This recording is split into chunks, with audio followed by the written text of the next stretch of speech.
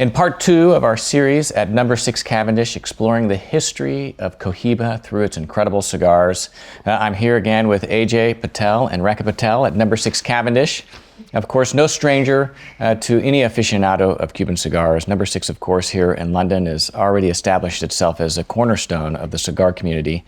And of course is best known for having the largest selection of single stick, rare, vintage, regional editions and edition limitadas probably available anywhere in the world, and is a true delight, not only for its incredible selection of cigars, which can be sampled in this incredible lounge, but also for its drinks program and, of course, the hospitality that the Patels offer all of its patrons. So thank you for having me. And in part 1, we went through an incredible journey through Cohiba. Of course, this year celebrating its 60th anniversary, a true milestone anniversary of what is the most prestigious of all of the Habanos brands in their portfolio, a true gem of Cuban tobacco, the crown jewel. Yes. And of course, its cigars are some of the best and most collectible of all the cigars to leave Cuba. And it's a brand with an incredible history, now 60 years. And we were able to see that in part 1, touching through its standard production and then edition limitadas and reservas and grand reserva cigars. And so now in part 2, we have an incredible selection of rare Cohiba humidors. Some of the rarest I can see from right here. Yes, we have some of the rarest cigars. Not all the humidors, because we couldn't bring everything in, because some of them are too big. Yeah. But the ones that we could bring in and talk about. It's great. Well, what's great about this is the privilege, really, of seeing these humidors that are exceptionally collectible. Yes. And that rarely really see the light of day, just because most of them are in private collections. Yeah. And one of the great things about London, and of course you, AJ, is your generosity in bringing these things out for the camera to share them with us. We did it in Trinidad, for the Trinidad 55th anniversary video. We've got to see some exceptionally rare and beautiful Trinidad humidors, and now we are just 2 years later, celebrating the 60th anniversary of Cohiba. Another opportunity to bring some great, really humidors that represent a moment in time. Yeah. And that's what I love so much about Habanos, of course, is the collectability and how, these cigars, really tell the story of Cuban tobacco. Oh, hugely, And we always talk about the humidors that Habanos do bring, because they have such collectible items to it, and it becomes a talking piece and a collector's piece. And a piece of art. Yep. And really, they are a piece of arts. Especially, in these examples right here. So definitely. So first questions first. I mean, we should be smoking something. I mean, what can I say? I'm a glutton. Yep. And we did say, when we do the next, we will smoke the first Reserva ever made for the Cohiba in the box of 30.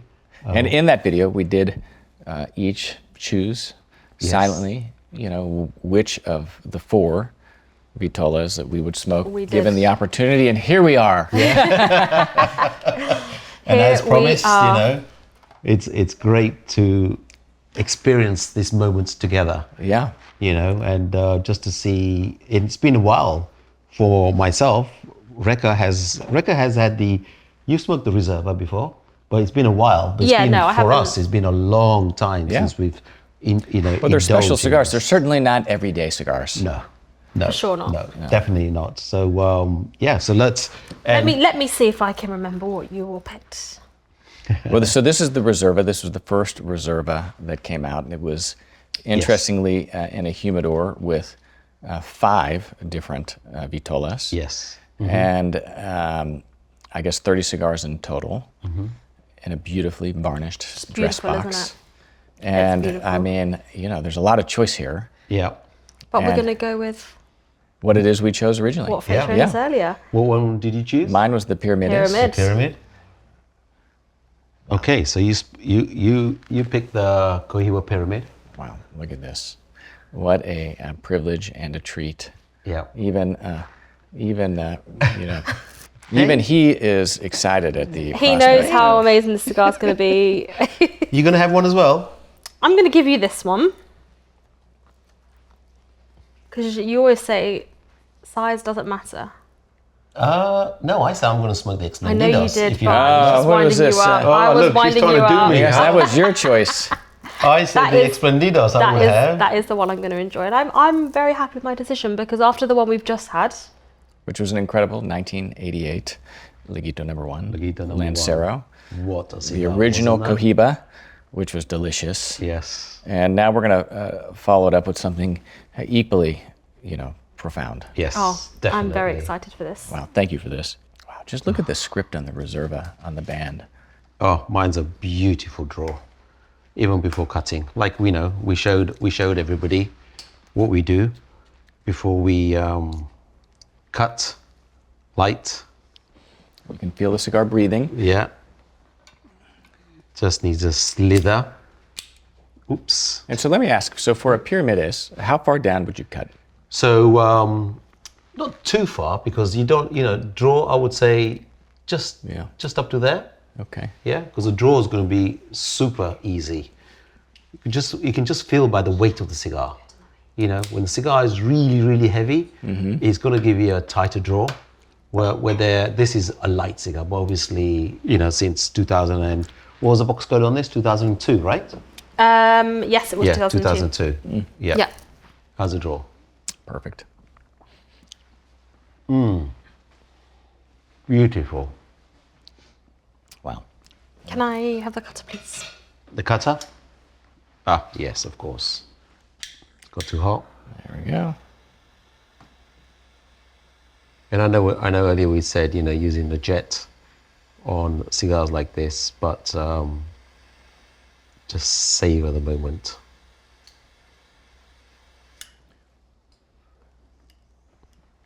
What a beautiful cigar to indulge in whilst enjoying these talk of the Cohiba cigar.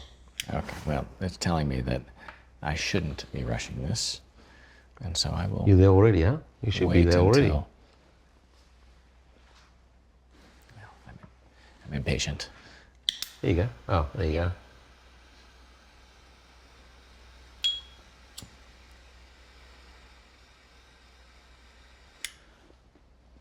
There we go.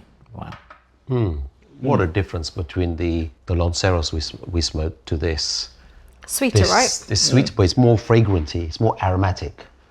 Way more aromatic cigar. And to call this a youthful cigar, I think in many ways this represents just how much age these have. I mean, pushing 25 years. Yeah. Much younger tobacco, obviously, but has aged beautifully. Oh, Well, it could be another AMSR, smoking video of us smoking in silence because this is that delicious.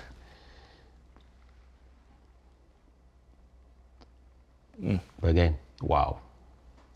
Mine's not as fragrant, it's more toasty. Toasty. Now, with the blend of these cigars, I mean, they're different vitolas, right? How would they compare to one another? Is it the same tobacco, just being used in different proportions amongst the 5?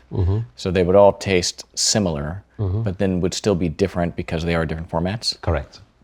100% correct. Yeah. Let's do a quick swap. So it's the same blend. After, Reservas is this to your make first out. puff of that? This is now my first puff, yeah. Okay, I want to know, after having puff both, whether or not you still stand by your choice. Same flavor profile, but Rekha's cigar is way more intense. Way more intense. Interesting. Being a narrow ring gauge Yeah. compared to the Expendidos. Yours is more fragrant, like you said. More fragrant, more aromatic. Yeah. Really aromatic. Beautiful. Wow. And I just love the, this Vitola, the Pyramides, the way that it is, tapered at the end is Yes. a very soft taper. It's not like some, some Pyramides, right, that, are very pointed. Very, very pointed. This has a beautiful, Yeah. shape to the head. And by cutting a little bit off, you're not wasting that tobacco, but you got the good draw on it as well. And because it tapers, you get that more profound flavors coming through. The retrohale is sublime. I mean, it's Truly sublime, that retrohale. And I know we always touch on the note about retrohaling. It's a must, isn't it? It's a must. You've not fully experienced a cigar. No. Until you've retrohaled. Correct. Don't smoke this if you don't retrohale. Yeah. Yeah. But I always, think back to, kind of your story with, your guys that work here, and that, they're not allowed to smoke a vintage cigar until they've shown that they're able to retrohale. Not in some type of, prerequisite, but only because it would be impossible to fully appreciate the age and the nuance and subtleties of that aged tobacco. Correct. Without taking it through the nasal passages. Yep. We call it yoga with a cigar. That's how my mum teaches people to retrohale. They go, imagine doing yoga while smoking a cigar, in through the nose, out through the mouth. And it works. Well, I think it's the most meditative part of smoking. Yeah. I mean, people often describe smoking as a meditation. Yeah. And there's certainly a degree of breath work, right, that one gets, whenever they're smoking. And, there's a cadence to that, right, when done properly, done in a relaxed manner.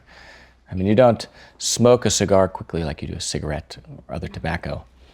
And the retrohale allows you to savor that puff, that draw even more. And the flavor will last. We'll be smelling this tomorrow. We'll be tasting the cigar tomorrow for sure. Oh, it's that fragrance that comes. And it stays in your nose. When you do that, it's just, delicious. Yeah. Lovely. And we're pairing it, so this is our second cigar of the day. So the first one, right, an even older cigar, 88, we paired with water. Water. Which I think was the proper choice there. Perfect. Right, of course, AJ, that was your insistence. Yep. And I think, as one would expect, very well informed, very wise. And even still water versus sparkling water. Yeah. And actually in your cigar masterclass, one of the chapters was pairing. And you speak about how, of course, whenever people think of pairing, they think of spirits. But, many cigars, in many occasions, actually demand, and actually the superior pairing might be something that's not alcoholic, maybe espresso or coffee in the morning. Or in the case of the 88 Lancero that we smoked, just simple still water. Water. And he does it. Yeah. It's all about the cigar. You need something for the palate. It keeps it neutral. To cleanse the palate, but it keeps it neutral. Yeah. You need to keep your palate moist, definitely. Yeah. But now that we have a slightly, younger cigar, still aged, still a very wise cigar, very, regal tobacco. We've got something equally regal that we're pairing with this. Do you want to talk about that? Yeah. So we have a Zacapa. This is not your normal Zacapa here. This is a 30th anniversary Zacapa, which discontinued, very hard to find. Beautiful decanter it comes in. But this is nectar. Yeah. This is just sweet, and it just pairs beautifully with the cigar we have. So Guatemalan rum. Guatemala, from Guatemala. And obviously, everybody knows Zacapa 23, which is very easily available. Then you got the XO. But the 30th is, if you can manage to get your hands on this, it's amazing. Yeah. Absolutely amazing. Wow. We have dropped one ice cube in here just to open it up. Yeah. It brings that extra sweetness out to it. And it's delicious, huh? Yeah. Well, cheers, AJ. Cheers. Cheers. To more great stories. Yeah. And to these incredible humidors we're going to have the privilege of learning about. So let's talk Cohiba humidors. Cohiba humidors, yes. So going forward with the Cohiba 60th anniversary and all the new ones, all the 60, all the Cohibas they brought out in humidors. Before we talk about these, we touched on the Cohiba 30th anniversary earlier on, but then that was the Cohiba 30th anniversary, and then for the 35th anniversary in 2001, Cohiba brought out this humidor. Look at this, wow. So this is the Cohiba 30th, so this would have been in 96. No, this was the Cohiba 35th anniversary. 35th, okay, 35th anniversary.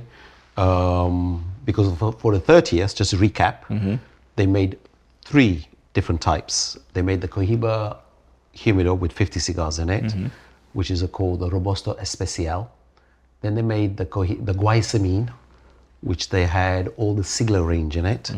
And then they made the jar that we still have here. Yes. So that's the 3 they released for the 30th anniversary Cohiba. But for the 35th, they just released this humidor in 2001. Okay. And every single piece they made is different. Even though the Taíno's head is the same with the Cohiba logo, when you look at it from the top, each top has a different wood grain to it, finish.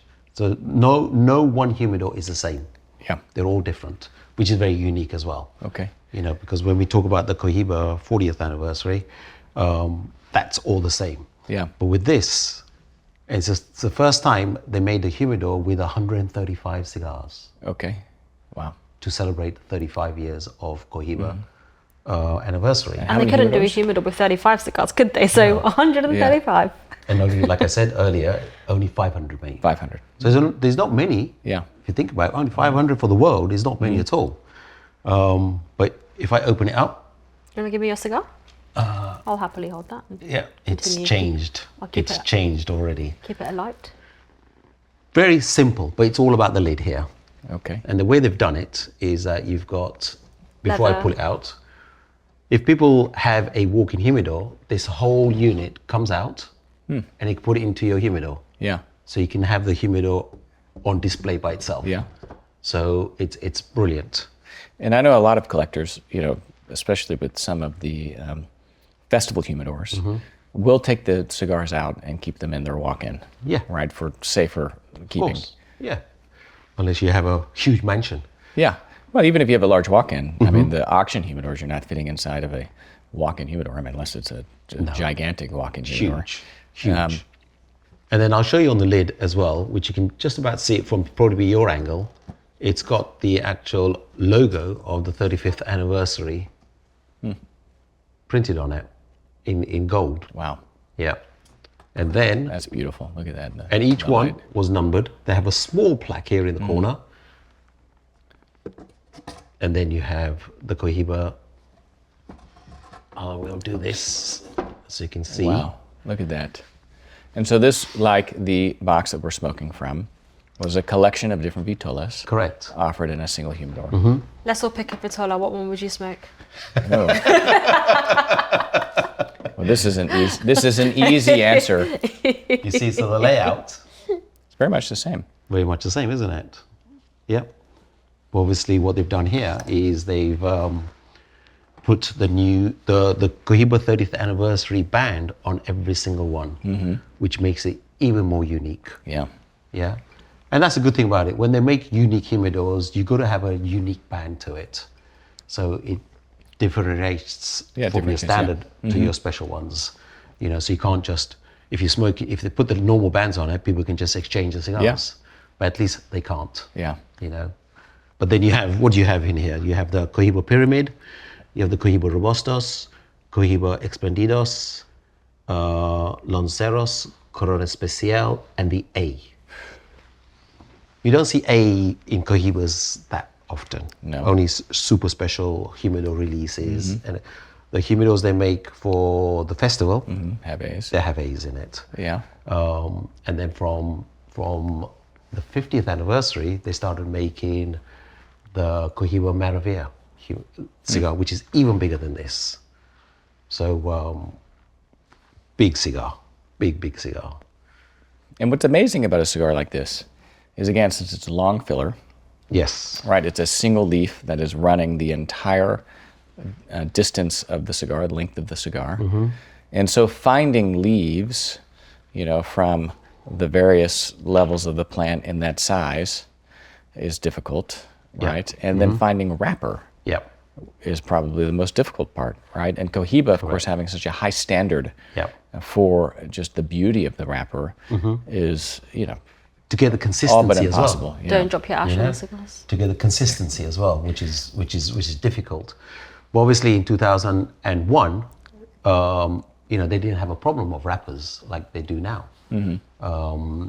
So, you know, fortunate enough that they managed to make 500 humidors all the cigars. Some humidors can be darker, some humidors can be lighter. Yeah. All depend on the shade. Yeah, it's all about the shade. Gosh, that's beautiful. But it doesn't make any gorgeous, isn't difference it? on the blend profile. The blend is the same. Okay. It's Yeah. just how the wrappers look. So yeah, so they released this in 2001 to celebrate 35 years of Cohiba. Beautiful, huh? How many of these have you come across? So we probably had 10 of these over time. Okay. Yeah, I think we've got about 3 left. Okay. So not many. Yeah, not many. So, but yeah, gets to a stage where I just don't want to get rid of them. No?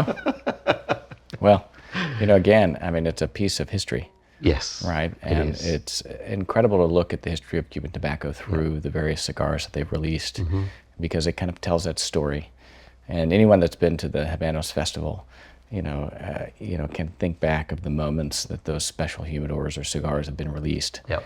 All of these would date back to, that moment, right? And I can only think of being in Havana, 2001, 35th anniversary of Cohiba, and just what that evening was like at the gala dinner. I can't wait to be able to look back in time and think, oh, I was there 30 years ago at the launch of this cigar. Cohiba 60th. Yeah. Well, yeah. Yeah. Well, You'll be there. I'll be there. Yeah. Yeah. You were there for the Cohiba. You were there for the Behike. Yeah. Cohiba 55, I was there. Yeah. Cohiba. Were you at this festival, AJ? Yes. Of course. Oh, and this one? Yes, I was. Yes, we were. My wife was there as well. Okay. Yeah. Do you know, I'm sure we got pictures somewhere. I know. Right. We need to dig up the pictures This and is see. pre, iPhone era, so Oh, yes. we don't have, it would have had to have been, taken with film. Correct. So this was the Cohiba 30th. And then we moved forward to... 35th. Sorry, 35th. Thank you. You're welcome. So you get super excited when you talk know. about cigars, huh? Yes. There's no date on there to cue us in. And then 35th anniversary, then you got the 40th anniversary. Okay. And this is when Habanos, first time ever, they approached humidor makers from outside of Cuba. And a bigger name as well. They wanted to make a humidor that had good impact. And this humidor, when they made it, the impact was incredible. Yeah. The humidor was made by Elebla. There's only 100 pieces made. Wow. 500. 100. So that even drops Yeah. the ratio of amount of people can own one. Yeah. Yeah, 100 pieces in the world, it's nothing. Nothing. And then the rarity of it is obviously made by Elebla Humidor. So when Elebla Humidor got the go-ahead to make it, they had to make it super unique. And before we open it up, this is the rare woods they've used here is black ebony with mother of pearl on top. And then you've got stingray skin. And then the white you see all around is oxbone, Okay. all inlaid, both ends. And there's 40 squares 40 squares, to indicate 40 years. 40th anniversary. Wow. So what a detail. When you look at it and you explain the detail on it, there's a meaning to it all the way through. LA Blue, of course, being one of the great humidor manufacturers. I mean, their stuff, even to this day, is extraordinary. Yeah. And this was the first time that they did a humidor in collaboration with Habanos. Correct. All the more collectible. And of course, the name we now all know. Oh no. Etched into, into history, and cigar that, of course, went on to become a legend. The Behike. The Behike. So this is the first time the public ever saw the Behike cigar, and it's a cigar that doesn't have medio tempo in it. Yeah. You might need the key, which is... No, I've pre-opened it. Of course you have. My goodness, there's a few missing. Just kidding. I'll be super worried if there was any missing. But this is The factory name, Wow. as you know it, was called the Triunfo. Triumfo. Okay. Triunfo, the factory name. Yep. And obviously they put the ponytail on each one. But this is the second time that Habanos ever numbered the humidor. The first time they ever numbered a cigar was the 1492 humidor, which when you take the band off, the coding, the number is underneath the band. On the inside. Yes, this is the second time that they numbered it. But when they did this, it's all handwritten. Amazing. Every single band was handwritten. And it's a sequence on what they've written on the plaque here. So it matches. It matches back. Yeah, it matches back. And this was it was a profound release because of the price at that time was unprecedented, right? It was 15,000 pounds, if I remember correctly. Yes, I think it was between 15 and 18,000 pounds. Something like thereabouts. that. Yeah, the release And market price. it was, unheard of at that time. I mean, I think that is, Edward, we filmed with Edward, during the episode 1 of the Behike series, spoke of the hesitation amongst collectors to spend that amount of money on a humidor. Yep. And now, of course, we wish we all could have bought, that we all could have bought one, and those that acquired one had acquired two. Yes. Wow. And the humidor hadn't been made yet, so you were putting money forward for something that hadn't been made. Was that correct? Was that this one? Yeah. So you had to put your name down to get it, and not knowing what the price was going to be then. So it's like taking a punt at it. Yes, as you would say. Have you smoked one of those?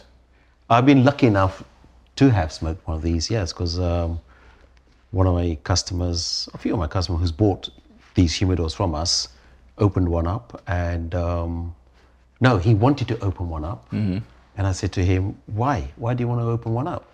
So I took him to the Lanesborough. I was going to mention that. They used to sell single sticks. Yeah, which was one of the things that put the Lanesborough on the map. Yeah. And Gemma Freeman, of course, of Hunters and Francois, really credits this humidor in the Lanesborough's decision to sell them as single sticks at that time for a remarkable price. I mean, can't even remember what the quote. I think those days they used to charge like £2,500. Yeah, I mean, whatever it was still unheard of. Yeah.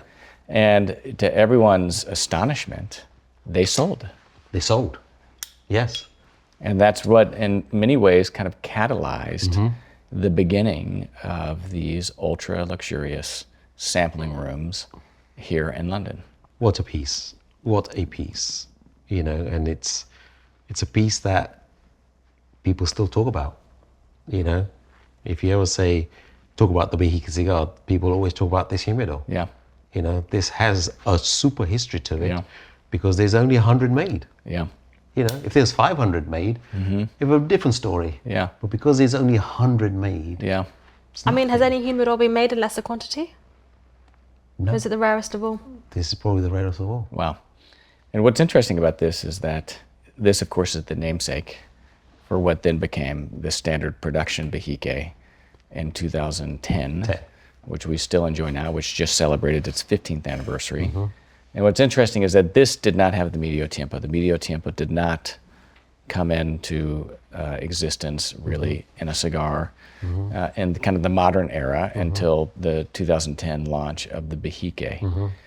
And so let me ask you a question on this humidor. Do you think it is now more collectible because of the fact that it is now associated so closely what is the most, prestigious cigar, really in the world? I mean, 100%. The Cohiba Behike is a definitive demonstration of Cuba's tobacco preeminence. 100%. And this is that, that birth of that. Correct. It just elevated this humidor to untalkable level. Yeah. Now, how did you acquire this? Did you acquire this back at the original release, or was it something that you acquired later in the secondary market? No, so we acquired quite a few on the secondary market. So talking about that subject, how many did we have over time? 10 units. Really? Okay. 10. Over time, 10 of these have gone through our hands. That you've bought and sold? Yeah. Wow. Bought and sold. I wish we kept all 10, but like I talked about earlier, we're in business. and you have to sell to accumulate other items. Still got one. You know, Which has to be one of the most difficult things about being in this trade. Yeah. Is balancing, the desire to collect and hold with the real business, a challenge of also having to sell to be in business, right? And Absolutely. to invest that in other things. Definitely. But no regrets. Yeah. No regrets at all. And is this the one that you now are holding for yourself? No, we do have to. I wasn't going to say anything. You said it. Is the second one for sale, though? No. This is. No, we have two daughters. That's right. But there's only one in the family business. Yeah, it's, But that's right. You've got two daughters. I'm only kidding. That's amazing. Wow. I mean, this is a beautiful piece. And, again, it's, what's interesting here is that, when we think of many of the humidors now, they've become, slightly out of reach for most. Whereas, this was something that you, if given the privilege to purchase one, which 100, I mean, even that was something, rare. Of course. Most people could have done. And now they're trading for who knows how many hundreds of thousands of dollars. I mean, Yes. People always ask me the price, and I always say, well, the price is only governed on the day you sell it. Because it's a done deal then, isn't it? Yeah. If you sell it.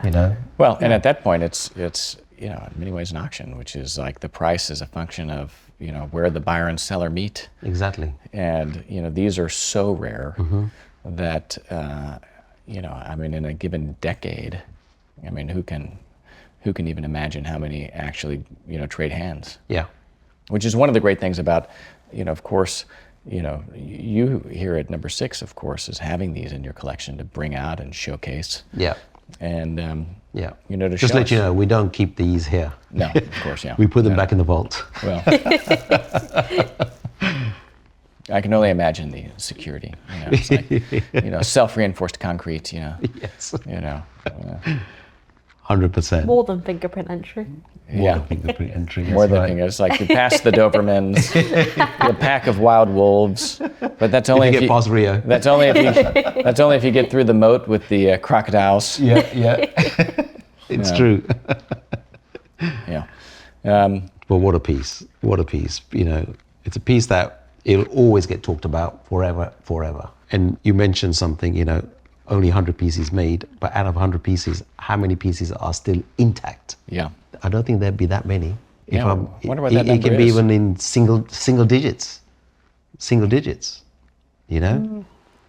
Well, as I say, the best way to honor the tobacco is by smoking it. Exactly. But the flip side of that is that there's certain cigars and humidors that I think find themselves in certain positions of prominence that deserve to be preserved and held on to, and they're like museum pieces. Oh, definitely. I think this is one piece I can happily agree to not open and smoke. Ah, Well, I said to you, one day we'll do a dinner on it. What about that? 40 guests. Super dinner. yes. Can you Well, imagine that? I can imagine it. I can imagine Can only it. imagine. But I mean, it was an interesting. But what do you remember it smoking like? Very floral. Very floral. It had lots of. It did have sweet notes to it. Aromatic, very aromatic.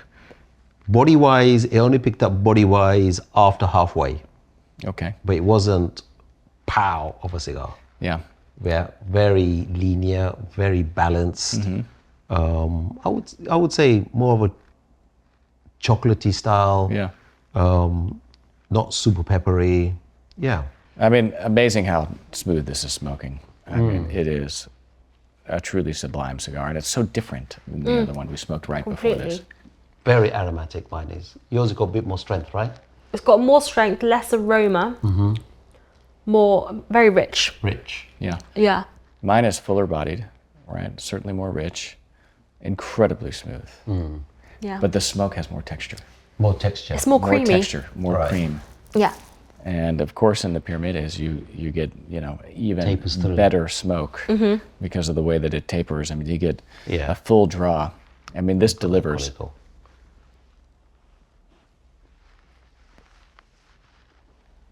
We come to the 45th. They didn't make any humidors. They just made limited edition boxes called the 1966. Making this all the more special. Making this, yes. Wow, So from the 40th to the 50th. This is the latest humidor that came out, which is the Mejistosos. Mejistosos. Yeah. And I know I'm jumping, sorry, but the 55th, they did the limited edition. They didn't do a humidor for the 55th. Yes, they only made the box of 10, the Victoria Okay. box of 10s to celebrate the 55th anniversary. Interesting. So there we go. with the that corrected reference we did. So on here, Thank you, Alex. yes, Yeah, always reliable. Oh, look at the wood finish on the front of that humidor. It's absolutely gorgeous. oh, it's beautiful, isn't it? I mean, the marquetry they made was excellent. And they've also made a very hard locked open, haven't they? There you go. So this is the packing they put. Big humidor for not many cigars. Isn't it? There's only 20 cigars in here. You would think they will put 50 cigars, but they only had the 50 cigars they made in the large humidor, and they only made 50 of those. Okay. So, which was the Gloriosos? We'll check. It will say on the piece of paper inside. No, in the big humidor. Oh, the big humidor for the 50th, yeah. And on here they have the write-up, little notes on the actual cigar, Look at that beauty. with 10 on the first tray. And on here, they've got the black band with the Cohiba, the new Cohiba label on it. But the unique Thing. Delicious. the unique thing they put on here for security is that you can't see it with the naked eye. You can only see it if you get the black light. Okay. When you put the black light, you got written on here 50th anniversary. That can only appear with the black light. Because the bands are standard bands. Standard bands. Otherwise. Yep. I mean, Yep, to the naked exactly. eye. Yep. Fascinating. This speaks to Habanos. I mean, as they've evolved, really kind of taking the issue of security, more seriously. And, they're always, seeking to kind of push the limit there. The NFC tag on all the new high-end boxes. Yeah. But they did say at the festival, in one of the Behike conferences, they're going to do security measures which are complete secret and only they can authenticate, which, I mean, I hope is true, because if they announce all their secrets, it's not a secret. And it makes it more forgeable. Yeah. So I think if they have measures which only they know, that'll be even better. Yeah. For authentication. And what's interesting about this humidor, now that we're seeing it, is the domed lid. Is really echoed in the new Behike packaging. Yes. Yeah. Right, which this year, for the 15th anniversary of Behike, they released a new packaging program with even more elevated packaging. I mean, the packaging on the Behikes has always been incredible, the beautiful black lacquering and everything.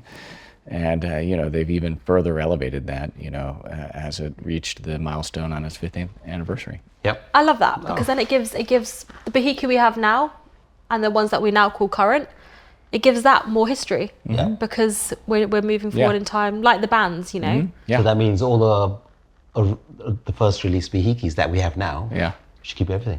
Yeah. Keep everything. I like it. Keep I like your thinking. We're in business. Yeah. We need to I know, sell. yes. Yeah. But it's the need to first sell. time I've, since you said that, Kirby, I've seen that correlation with, the new Behike boxes. And Well, I've just noticed it really right now. Yeah. Yeah. Wow. Which is good. It marries well together, The new boxes are gorgeous. Absolutely gorgeous with the new Behike. No, they really outdid themselves. I I mean, mean, you've been lucky to see it in your hands, in person, but I've yet to, physically they are rolling them. touch one. They are rolling them. I asked you yesterday, when are we going to get the new boxes? You said next year, so let's see. Yeah. Next year rollout, which is You know, and what I appreciate about Habanos is that they don't rush it. You have to give Habanos credit when credit is due, and that is everything they do is proper. Yeah. And, you know, they're incredibly exacting and, you know, and precise. I mean, it goes back to, you know, I mean, I remember the interview with Medixa, the co-president of Habanos, the first female co-president. And this was back at the Habanos Festival. It must have been last year because it was the 40th. It was celebrating the 30th anniversary of Habanos SAI. Mm-hmm. And I asked, you know, what is it that Cuban tobacco represents to you? And her response, which, you know, carried through to a lot of our work, is Cuban excellence. Mm. And when you look at the work that goes into Habanos cigars, into the industry, right, the pre-industrial kind of side of things before it even gets to a cigar factory. You know, what I've seen, and I have to, at this point, you know, I can say that I've seen probably more than most, right? I mean, I've been incredibly privileged. I mean, the Behike series, right? The comment we made is, this is the first time this has ever been shown in the public eye. Well, by I mean, yourself, you know, there's a lot of things that people have seen at the factories, right? Yeah. Everyone has seen the fields. Yeah. But them allowing us into the Escondido where, you know, all of the medio tiempo, the entire country's supply is fermenting. Wow. Was a moment of just, wow. I mean, it was surreal. Speechless. And, you know, to see that and to see the care and to see, you know, the patience, right, which is one of the most defining features of the Cuban tobacco industry, is just, it leaves me in awe. I mean, we all moan. I mean, you know, when we see a lack of Behikes coming in, we're like, where are they? Where are they? Come on, we want some Behikes. But like you said on that point, you know, if they haven't got the quantity of medio tiempo, they're not going to make it. I mean, the quantity of Behikes is truly limited by nature. They cannot produce more than what it is. And I'm glad. Yeah. And look, I mean, everyone likes to, you know, the rumors of people, it's like, you know, they're rolling, you know, Behikes now without medio tiempo is rubbish. Yeah. Right? I mean, I can say with complete certainty that you can argue as to whether or not all Behikes are rolled at El Aguito, right? But I'm sorry, I will die on the hill that not a single Behike leaves Cuba that does not have the medio tiempo in it. Right, yeah. And I'll die on that hill, right? And, you know, I would put my life behind that, that, you know, although there are commercial pressures, you know, one of the great virtues of Cuban tobacco is the way that, you know, culturally they were just insulated to a certain degree of those commercial, you know, pressures to produce more. And I think that they learned their lesson, you know, in the early 2000s, whenever they did chase, you know, production volume, and they suffered because of it. And I think that was a lesson. It was a hard lesson, but it was a lesson that I think was really taken to heart. A question you asked in your video was, you know, medio tiempo can't have just appeared, and they didn't just use it in Behike for the first time. Where was it used prior to Behike? Yeah.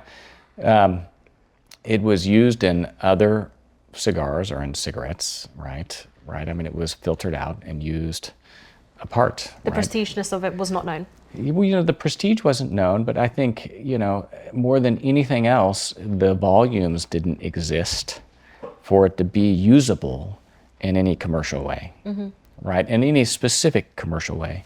And we had an interview with Armando, who was the former Habanos strategic marketing director.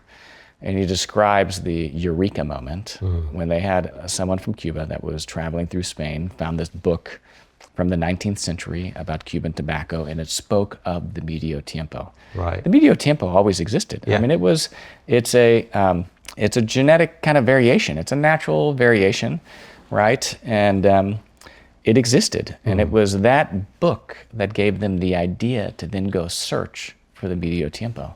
Yeah. And he also spoke about, you know, the difficulty in blending the cigar using the medio tiempo. It was only until they discovered that it needed, I think, a quarter of a leaf, right? So not a half, but a quarter was the right amount to use. because otherwise it was too strong. Right.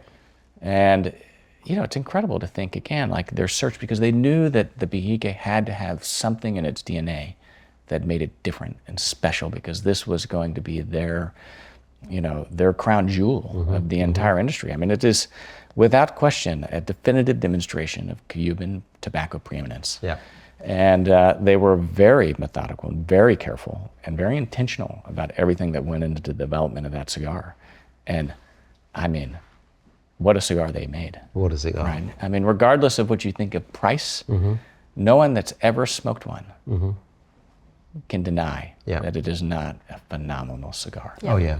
Now, you may prefer other cigars, right? You may enjoy different cigars, but it is a true testament to Cuba, its history, its people, its terroir, and really more than anything else, I think the industry, because it did take special work to figure out how to harness that, in the cigar in the best way. I mean, the ones that we smoked at the festival last year. I was sitting next to you in that, in the Trinidad, or in the Behike panel. Yeah. And, it was you who, because I've smoked so few Behikes, right, that it's like, I have nothing to say. I've got no frame of reference.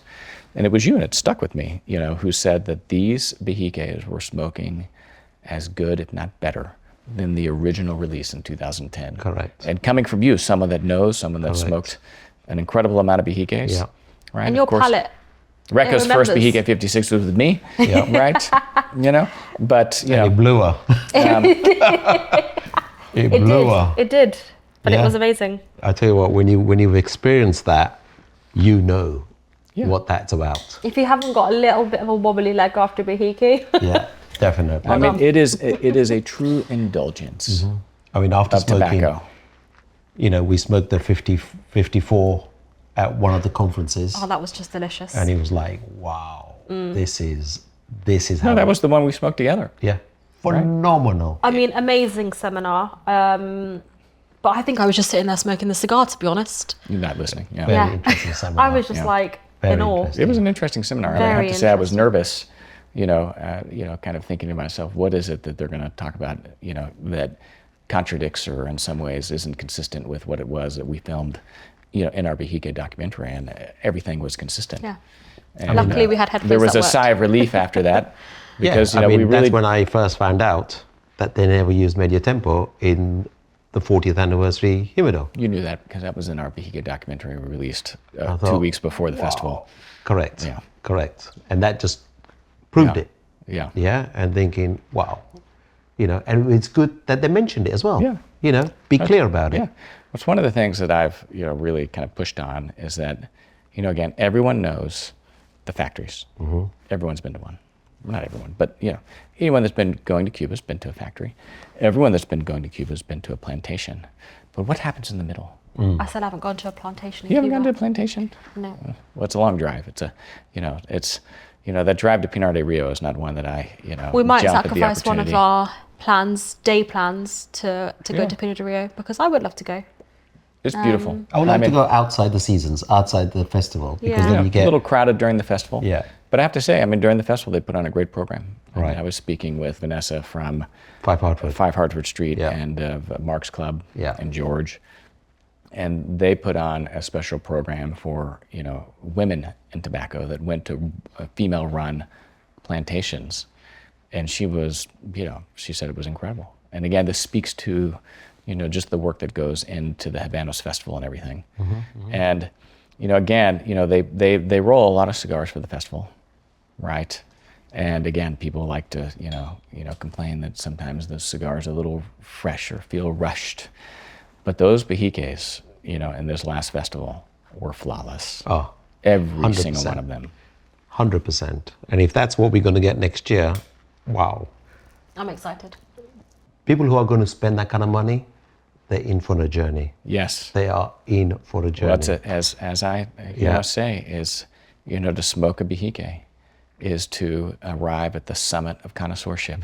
Definitely. Because that cigar is extraordinary. And again, you can't fixate on the price because, as Nick Fowkes said, it's not expensive, it's costly. And when you think of the work that goes into that cigar and the work that goes into, growing the tobacco and cultivating that and watching after it. It's extraordinary. And one of the most incredible moments of that series was the moment, as we were ending the segment with Nelson, who's the director of the Tobacco Research Institute, and Pinar de Rio, who was kind of our guide in the pre-industrial stage. And my question was, is it possible for the producer to influence the amount of medio tiempo that is grown? And his answer was no. And that in fact, the medio tiempo is a product of the sum, the aggregation of the entire growing cycle. And it is, kind of the gift of the tobacco plant to its custodians for a job well done. Yeah. And that what percentage did you say? We well, said between 3 to 5? 3 to 5? It's 3 to 5%. It's an interesting question because there's two different numbers. It's 10 to 15% of plants, right? But whenever you count the number of leaves as a percentage of the overall tobacco yield, it's 3 to 5%. It's nothing. Yeah, it's nothing. I mean, when you went in that room to see all the pylons, Yeah. Yeah, but the pylons. Yeah. wow, The it was pylons. like, I want to be there. Oh, the fragrance was amazing. And again, it's like I've been to fermentation centers of, the Dominican Republic, and you walk in, you can barely breathe and much less see because of the ammonia. And you walk into that room, it's just medio tiempo. And there isn't a whiff of ammonia in the entire room. And it's, extraordinary. Did you bottle it? I wish I could. I tried to take some leaves, Which apparently is the only thing you can be arrested for leaving Cuba is With leaves. With leaves. Yeah. And it has happened to people. Commodity, isn't it? It's money. Yeah. It's worth money to them. Yeah, to the industry as well. It is. And you know what? It's, talk about that. But, I think that... Just talk about the 50th anniversary, the big humidor they made, the 50th anniversary. Again, that's the second time that LA Blur got the go-ahead to make that humidor. Mm-hmm. But what a piece. What a piece. Do you know the who's gold making, leaf. Do you know who's making the 60th? No, but I can see, I'd be surprised if LA Blur doesn't get it. Because, it has to be the consistency, isn't it? You got the 40th, you got the 50th, and you've got the 60th. I mean, we'll see. We'll see next year. We're in for a treat. Well, Ajay, Rekha, of course, Bana, who's, off camera right here. Thank you. Mm-hmm. And, thank you for everything that you do in this lounge, in the sampling room. And, for helping indulge, this tradition of connoisseurship and sharing, your knowledge and your cigars and your passion. And, there is a degree of that because a lot of these cigars that you have in your humidor wouldn't be sold anywhere else outside of a full box. yes. And, I also know the great lengths that you go to, having flown all the way to Lima, and search for these regional cigars. And, again, I think, you're not at all afraid to get on an airplane and fly somewhere specifically to acquire something to bring back. And to offer. And offer. To offer, because... I mean, you're not just a cigar retailer. You are just someone who enjoys smoking and sharing. Yeah. That's and one of the think things that's that I love lovely the quality. most, right? Yeah. One of the characteristics of a retailer, right, or anyone in the industry that I respect most are the people who it's a business, but first it was a passion. Mm-hmm. Yeah, passion. And, it's easy to become, too calculated and too transactional, and that's fine, right? Because we all have to feed our families, right? I mean, I do as well. Visit KirbyAllison.com, lighters, humidors, other accessories for the well-dressed. It's how we keep these lights on. But, and I think of Max Gutman, my cigar hero. Just the enthusiasm. I mean, whenever he talks about cigars, he's like a child. I mean, it's the same enthusiasm that you see, a young child that still has that innocence to their loves. Yeah, passion. And, I mean, he is a collector and a lover of great cigars. And We've noticed when he comes to Havana, to the people who show the enthusiasm with him, he shares cigars. He shares cigars. There's no holding back. And it's not your normal cigars. No. It's the Edmundo Dantes. It's the Edmundo Dantes. Well, the 109, the first 109 was from Max, in 2023. Yeah, these are like super hard cigars to find, but he shares. Yeah. And I've had the privilege of smoking with Max on several occasions. I mean, we filmed with him in Mexico City, but I also visited him in San Antonio, where he and his wife keep a house.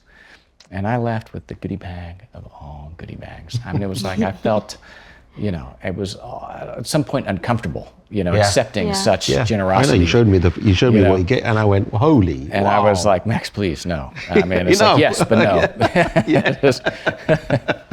Yeah, it's so true, you know. But it's like here, we just enjoy sharing cigars with Great people. Cigars. Yeah. Difficult to find. Yeah. You know, and I think we were the first retailers in the world to open up all of these rare boxes that people can buy by single sticks. And you open up and humidors. Yeah.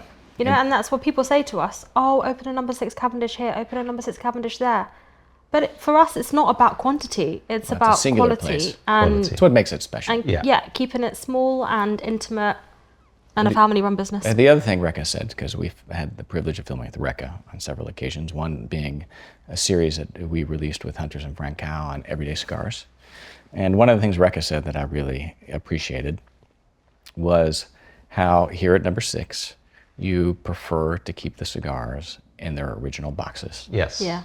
And there is something special to that, because you can go to other lounges, right, which, you know, will display a few sticks, right? And I think it's a beautiful presentation, right? It has its virtues as well. But, you know, there is, you know, if you're a true connoisseur or aficionado, you still here are able to retain that experience of opening the box as though it was in your own humidor. It's a ritual. And pulling that cigar out. Yeah. And any collector of cigars, you know, will always leave their cigars in the box. In a box. Down to the last one. I think that's for me the most important, like keeping it in the box. I mean, you know, there are some cigars in our front humidor that we can't keep in the box because they're just too big, the boxes, and we physically don't have the space. But you know, I've gone to humidors. That's the exception. Yeah. I mean, I've gone to humidors, and when you walk in and you just see the sticks lined up on the shelf, it doesn't have that same wow feeling. You know, the history. It's different. I just have to say it's different. For me personally, you know. I like and again, telling a story as you open it and undress it. It's different. And the beauty of London is everyone here, all of the lounges and sampling rooms and cigar shops, I think, you know, for the most part, do a phenomenal job. The I mean, this is the preeminent destination yeah. for Cuban cigars because of the retailers, right? And also the work that Hunters and Francois has done, and Gemma, and the Masters of Havana Cigars program. Correct. Yeah. Right? That is amazing because you have a professional standard. Yeah. Yeah. Right. And, you know, there's lounges like here that are, you know, trained, right? I mean, I think most of your cigar sommeliers haven't gone through the program, right? But have been trained here. They've all learned through you. Which is exceptional. But not everyone has an Ajay Patel to learn from. Yeah. And I think that for that, the Masters of Havana Cigars is an extraordinary program. Yeah. To which really, you know, the entire world of Cuban cigars, I think, you know, are indebted to because it's elevated the entire trade. Definitely. London is like the key number one place for cigars. Yeah, you know? I mean, every month or every other month, you hear of a new cigar lounge opening in London. But it's, you know, it's great for the scene. It's great for the community. Yeah, and definitely. Let it may continue. Yes, well, we'll drink to that. You know, in the face of tobacco legislation, may it continue. Yes, may it continue. Yes. You know, thank you. That's another fight. You know, and thank you for these cigars. Thank you for this moment. And of course, thank you for all that you guys do. Thanks everybody for watching. Thank you for having us.